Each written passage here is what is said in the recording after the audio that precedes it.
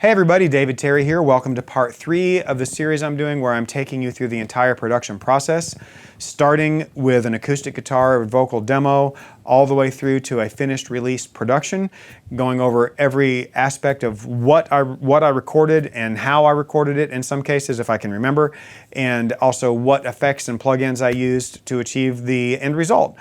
In the description below are links to the finished version, which is a song called Daylight by Kimber, and links to the previous videos, including the first one, which has the acoustic guitar vocal performance that Kimber did at a live writers round here in Nashville.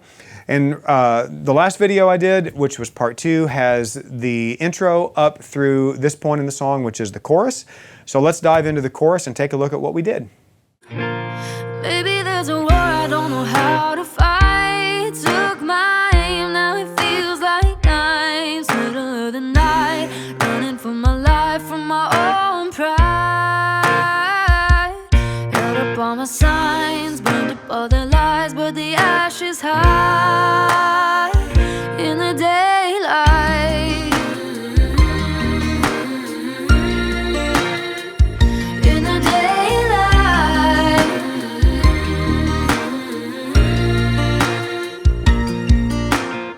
They say time. All right, so obviously there's a lot more entering the track there at the chorus, so let's dive in and take a look and see what I did. First thing up is drums. Chris Cook and I produced this song together. He played the drum parts. I engineered all of this. I also played all the guitars, bass, and then he and I played the keys, and basically we did everything ourselves, other than Kimber's vocal because she's not a mannequin and we're not ventriloquists. But anyway, the drums I recorded, it was a Mapex kit. I believe I had a D112 on the inside of the kick drum. I think that's what I did on this song. You can see on the screen here I have an acoustic drum, a kick drum, and then also a sample. Let's have a listen to the acoustic drum.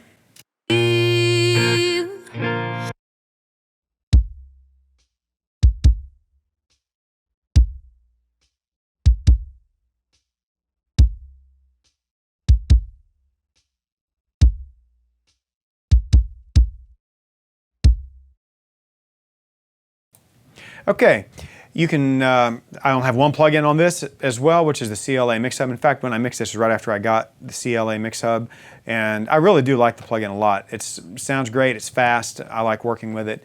I added a little bit of the harmonic distortion, actually quite a bit, 15 dB on the input side of this thing. I'm also cutting some really low stuff with the high pass, and I'm using the low pass at about, what is that? Does it say 8.3 or 6.3? I can't read from here. I think it's 6.3.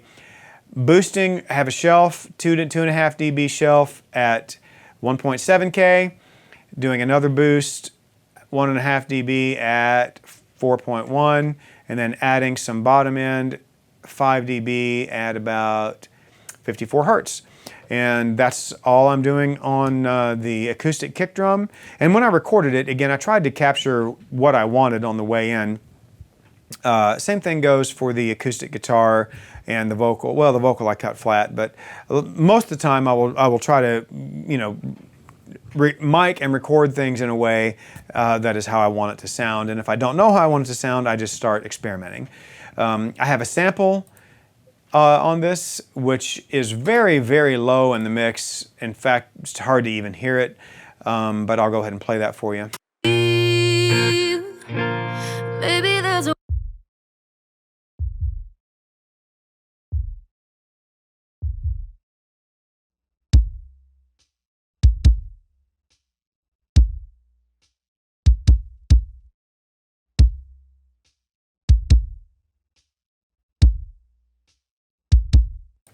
I like what it does even at that volume. It just adds a little bit of, you know, more roundness, a little bit more sustained sounding to the kick drum on the low end, but it's pretty subtle.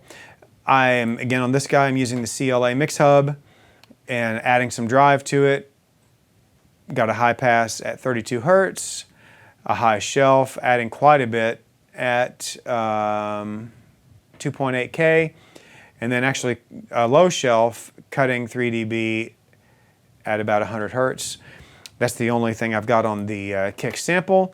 I do have a snare drum coming in to this song, actually in the second half of the chorus. I'll go ahead and play that. We can check that out.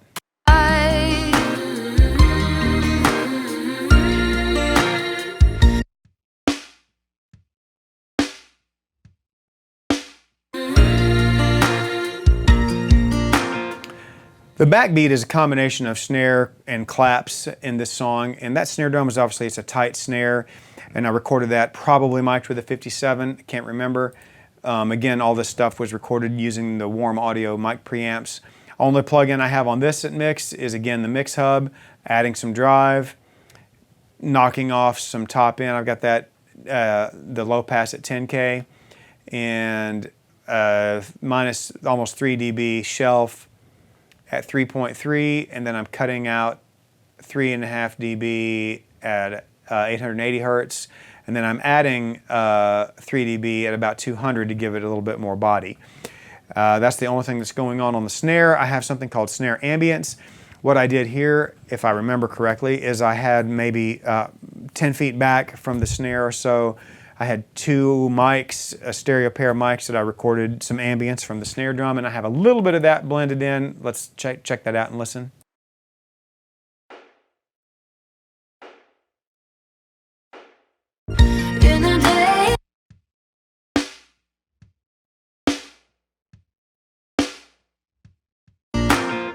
It's pretty subtle, and I see that I have it actually just the ambience playing in the first half of the chorus and not the direct snare. I don't even know why I did that. Who knows, but I mix it like that, and that's how it ended up. Next thing I have is a hi-hat. Again, this is a played hi-hat that is not sampled. We sort of treated this when we recorded it as though we were programming drums, but I wanted to use real drums because I'm a real drum fan. I'm not a huge sample guy. I love acoustic instruments and like to record and mix and create music with acoustic instruments. Let's listen to when the hi-hat comes in. It comes in the second half of the chorus.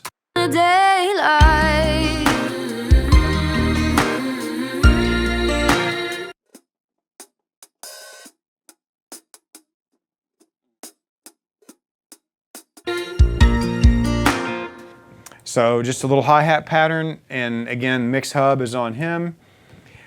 EQ is flat, and I've just got some high pass and low pass filters, knocking off some bottom end and some of the extreme top end. Have a tambourine that doesn't enter yet, so we'll get into that in the next video. Real claps and claps sample.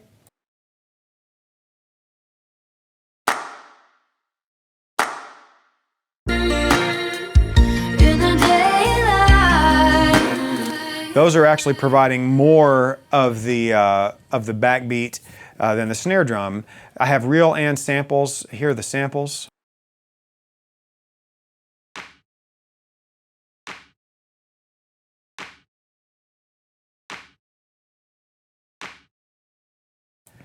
Using the Mix Hub on that, again, EQ is flat, everything else is flat other than high pass and low pass on the sampled claps, and on the real claps, I am doing same kind of stuff, added drive and low pass at 12K, but then I'm also boosting a little bit at 8K. And I heard some reverb on those, which those are again going into the acoustic, same acoustic room as, and I do that often to get stuff so it kind of gels together. I like putting things in the same space, even if it's just a little bit of everything in the same kind of space. Sometimes it works great, sometimes not, but I really like to do that when I'm mixing. Gives everything a little more cohesion. That's all we have on the drums. Next up is bass, and you can see here where the bass is. Before I go on to the bass, let me look back and see if I had any verb. Nope, the snare drum is totally dry. And kick drums are dry. So I had no verbs or nothing on any of the drums other than on the claps. I had some. Okay, onto the bass. You can see here I muted the bass instead of having it come in the first half of the chorus.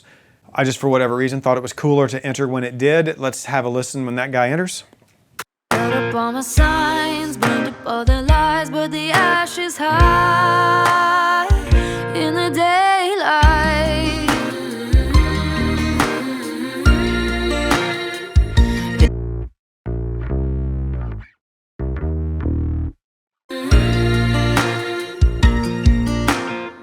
They say it's That is my little Fender Mustang 3/4 scale. I'm a guitar player, so I play little girl basses. No offense if you have a 3/4 scale guitar, bass guitar, but you know, I like the neck. It's basically it's a guitar neck on a bass. When I recorded it, I don't recall processing it at all. I do know that I went straight into the DI, and I'm almost positive it was the Warm Audio WA412. So I'm adding a lot of GAC to that. GAC is a technical term for, you know, plugins and stuff. I've got the SSL channel, which I've got it gated and compressing and adding a high shelf all the way down to 1K, adding a little bit more growl again in the 1 to 2K range, adding more growl, probably about 400 in the lower, you know, more articulated kind of a growl, and then adding, what is that, 50 or 60? I can't see that far. Adding some more low end to it. Let's see how much compression's going on, if any, on the plug-in here. daylight. In the daylight. Not a lot. After that plug-in, I'm using the Renaissance Comp, which is a compressor by Waves. Let's take a look and see how much this is compressing. Daylight. In the daylight.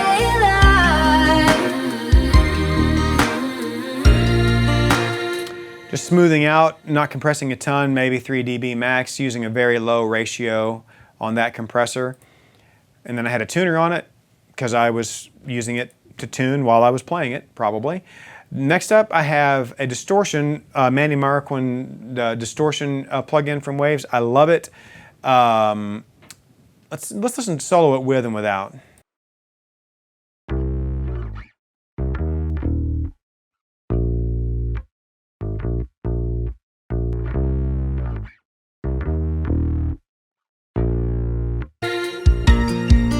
I just liked what it did for whatever reason. Liked the distortion effect and the growliness of it.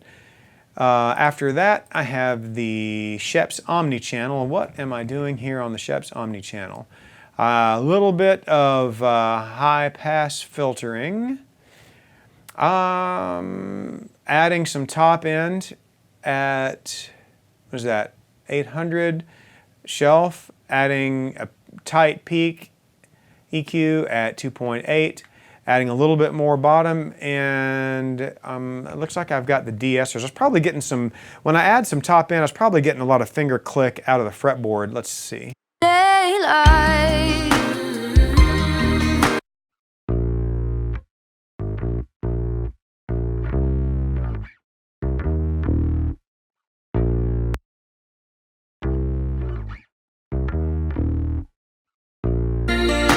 Yeah, I can definitely hear the click, and I'll be willing to bet that's also, I see a C6 next. I'm probably using that to get rid of more finger noise, because when I distorted it and added all of that top end and that growl, it was probably clicking a lot because, you know, I'm just not a great bass player, I guess. But let's check this out. This is the Waves C6 multiband compressor. Daylight.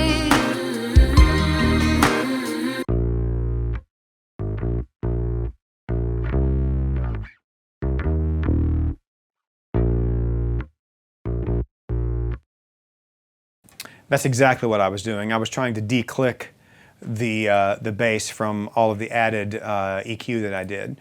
Then I have another Renaissance compressor, which I'm side chaining from the kick drum. Side chain is when basically I'm using the signal of another source to trigger the compressor on another source. And I was just making more room for the kick drum by ducking the bass down every time the kick drum hit. Let's take a look at that. Daylight.